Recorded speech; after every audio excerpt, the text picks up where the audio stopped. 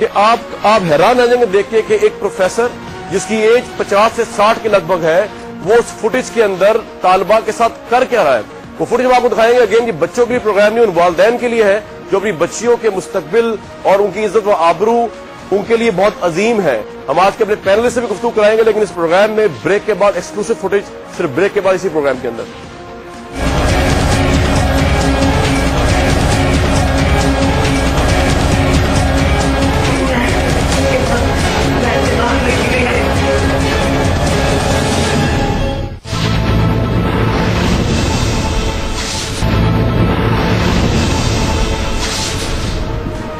اس programme میں آپ کو دوبارہ خوش آمدید کہتے ہیں. پاکستان کی لوگ کہتے ہیں سب سے بڑی یونیورسٹی ہے قائد اعظم یونیورسٹی اسلام آباد بہت سے لحاظوں سے، لیکن وہاں پر ایک بہت بڑا کیس سامنے آیا میڈیا کے جہاں پہ ایک پروفیسر لیول کے آدمی پروفیسر نور مصطفیٰ صاحب جو ہیں ان پہ ایک طالبہ نے یہ الزام لگایا کہ ان کو انہوں نے جنسی طور پہ ہراساں کیا ہے.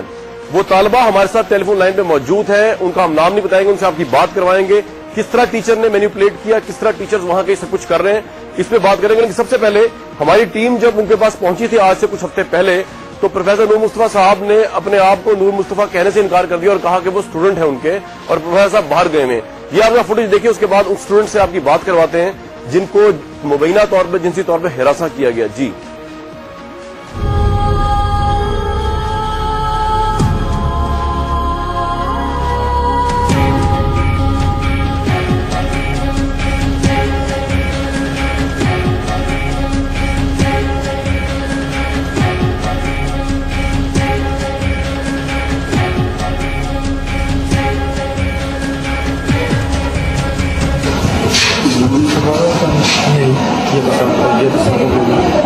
یہ تو سرور روم ہے، وہ کدھر ملیں گے؟ وہ چلے گئے ہیں.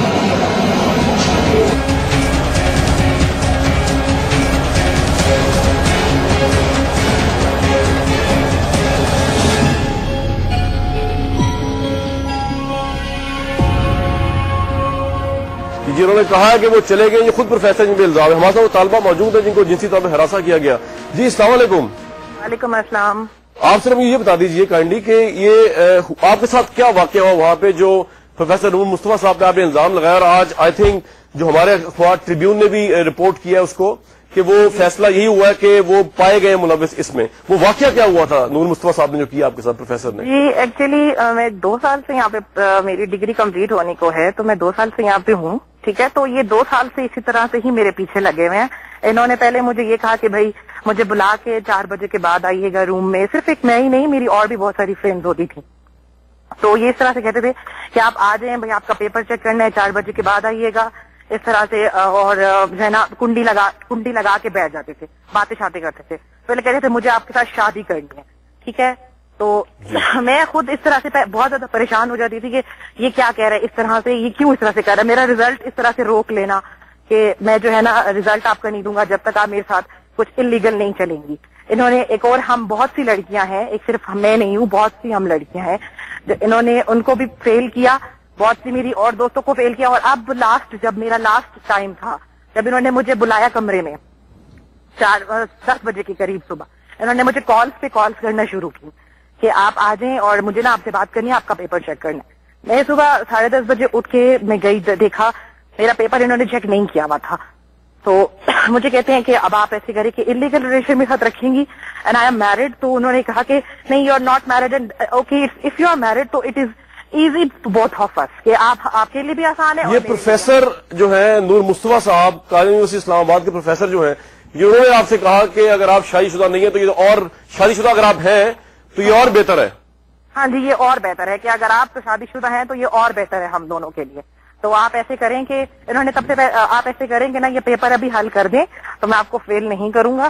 اور جو ہے نا نہیں تو اگر آپ نے یہ پیپر اور اگر آپ نے میرے ساتھ انلیگل ریلیشن نہ رکھا تو میں آپ کو فیل کر دوں گا. اور آپ کو ہم دوسرے ٹیچر ہمارے ہیں HOD ڈاکٹر اظہر، وہ بھی آپ کو فیل کر دیں گے کیونکہ وہ ان کے فرینڈ ہے، بہت بیسٹ فرینڈ ہے.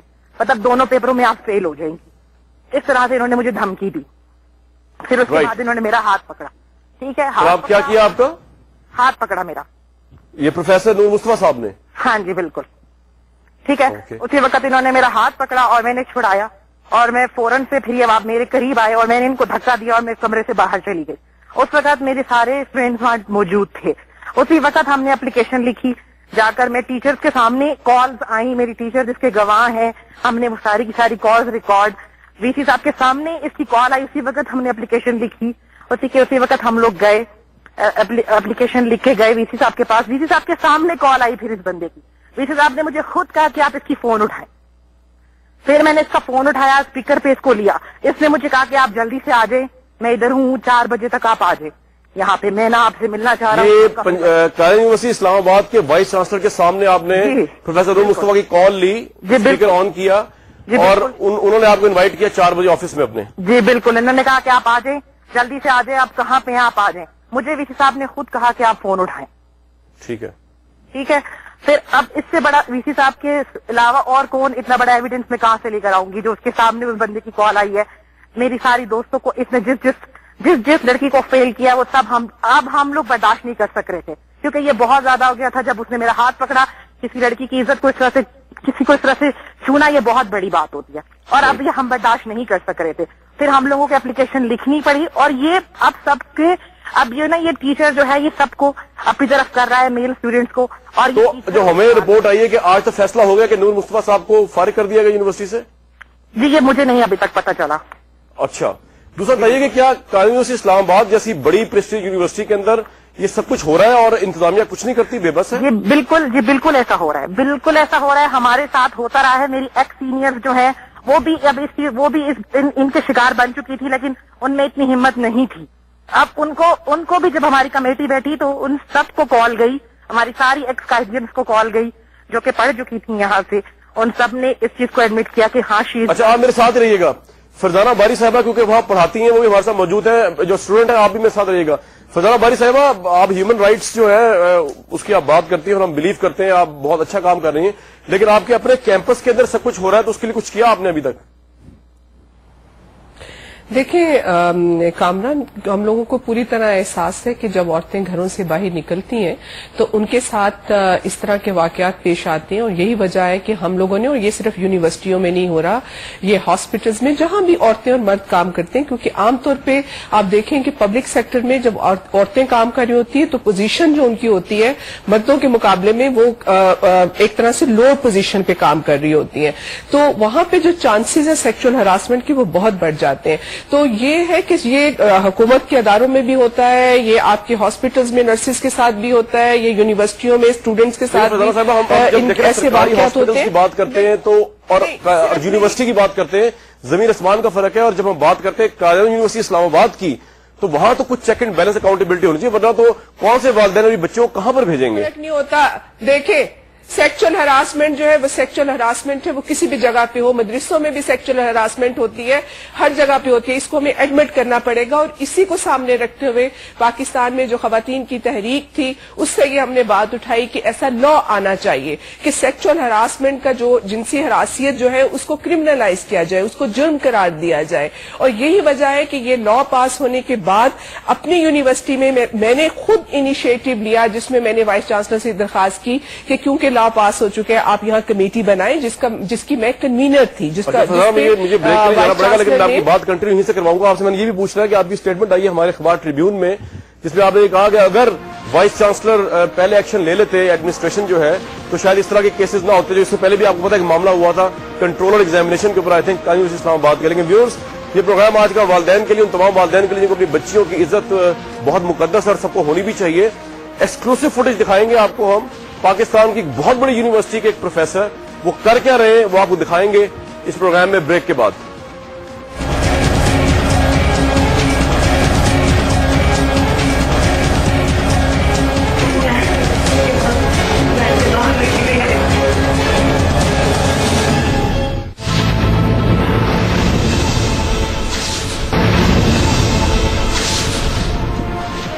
इस प्रोग्राम द्वारा खुशामदीद कहते हैं। ऑब्वियसली आज का दिन जो है, जो मैं इशू उठा के बैठा हूँ, बड़ा तकलीफ दे है कि किस तरह मुकद्दस इदारों में मुकद्दस प्रोफेशन असातिज़ा जो है वो जिनसी तौर पे हरासा करने वाले जैसे इल्जामात में मुलव्विस और साबित भी होने के केसेस के अंदर। इससे पहले आपको पाकिस्तान की एक बहुत बड़ी यूनिवर्सिटी की फुटेज दिखाएं जो आज से पहले मंजर-ए-आम पे नहीं आई थी। एक टीचर का कंडक्ट आपको दिखाएं, वो आपको दिखाएंगे। लेकिन फराचा साहब अभी, फरजाना साहब भी बात कर रही थी कि मदरसों में भी ऐसा होता है और दूसरी जगहों पर भी होता है, हर जगह औरत का को देखा कैसे जाता है। इससे आप एग्री करते हैं और आप खुद पंजाब यूनिवर्सिटी से पढ़े हुए हैं, तो क्या वहां पे आपके जमाने में भी ऐसा होता था या आज सब कुछ ऐसा हो रहा है और क्यों हो रहा है? बिस्मिल्लाहिर्रहमानिर्रहीम। मैं पंजाब यूनिवर्सिटी स्टूडेंट यूनियन का सदर भी रहा हूं, सिंडिकेट का, सेनेट का मेंबर भी रहा हूं। बड़ी मेरी एक एफिलिएशन है पंजाब यूनिवर्सिटी के साथ, और एक अच्छी रवायात यहाँ फिट हुई थी।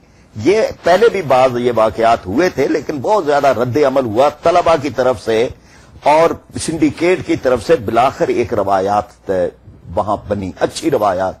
लेकिन ये उस्ताद है, यानी आप देखें जिनके बारे में कहा जाता है किस्मत नोए बशर तब्दील होती है यहाँ, और जिन्हें कहा जाता है रूहानी बाप हैं, यानी जिन्हें शर्म नहीं आती, जिनके अपनी बेटियां भी होती हैं, लेकिन वो अपनी बच्चियों को कि जो उनके पास हैं सेमेस्टर सिस्टम की वजह से उनकी वो मरहूने मन्नत होती हैं या किसी जॉब की वजह से, और फिर उस वक्त उनको न खुदा याद रहता है, न उनको कोई अखलाकियात याद रहते हैं, न उनको इंसानियत याद रहती है, न उनको अपनी बच्चियां अपनी बहनें याद रहती हैं। ऐसे अफराद नहीं है, ये दरिंदे हैं। और मैं ये समझता हूं कि ये आपने हरासमेंट कानून की बात की फरजाना बारी साहिबा ने, यानी सवाल यह है कि क्या कानून को डेकोरेशन पीस है और यह क्या उसका अमल क्या हुआ है, यानी सिर्फ निकाल देना कोई काम नहीं है। मैं पंजाब यूनिवर्सिटी के वाइस चांसलर को खिराज तहसीन पेश करता हूं, लेकिन आज चांसलर जो है यूनिवर्सिटी के जनाब लतीफ खोसा साहब, बड़ी कदर है मेरे दिल में, लेकिन वो दबाव डाल रहे हैं कि इस आदमी को बहाल किया जाए, बलोच को। और ये दबाव, और वाइस चांसलर पर अगर दबाव है तो उन्हें वादे करना चाहिए, और खोसा साहब अगर नहीं डाल रहे तो उन्हें भी ये करना चाहिए कि जी ये गलत बात है। ये बात तो हो रही है, ये बड़ी अहम बात है। फरजाना बारी साहिबा के पास जाने से पहले जल्दी से क्विकली जैगम साहब हमारे साथ मौजूद, हमारे रिपोर्टर हैं जिन्होंने एक्सक्लूसिवली बहुत काम किया है इस तरह की स्टोरीज पे कायद यूनिवर्सिटी इस्लामाबाद के ऊपर। जैगम साहब को मेरी आवाज आ रही है? जी कमरान साहब मुझे सर ये बताइए कि कायद यूनिवर्सिटी इस्लामाबाद जैसे मुकद्दस इदारे में क्या सब कुछ हो रहा है कि असातिज़ा एक्सप्लॉइट कर रहे हैं बच्चियों को और जिनसी तौर पर हरासा कर रहे हैं? जी कमरान साहब, एक तो वाकया जो लड़की ने आके हमारे प्रोग्राम में बता भी दिया है, इससे पहले एक वाकया जो कंट्रोलर इम्तिहानात थे सरदार बाबर, उन्होंने भी एक ऐसा ही वाकया, एक लड़की उनके पास किसी अपने जाती काम की वजह से आई थी, तो उन्होंने लड़की को हरासा करने की कोशिश की थी और लड़की ने भागकर अपनी जान बचाई। और उसके बाद जब लड़की ने, जो कि एक किसी हाई ऑफिशियल की बेटी थी, उसने जब अपने वालिदैन को फोन किया, उसके बाद वहां पे पुलिस की नफरी पहुंची, सरदार बाबर जो कंट्रोलर इम्तिहानात थे उन्होंने भागकर जान बचाई थी। उसके बाद जो उसी के तकरीबन 20 दिन बाद ये जो दूसरा इंफॉर्मेशन टेक्नोलॉजी का प्रोफेसर नूर मुस्तफा का वाकया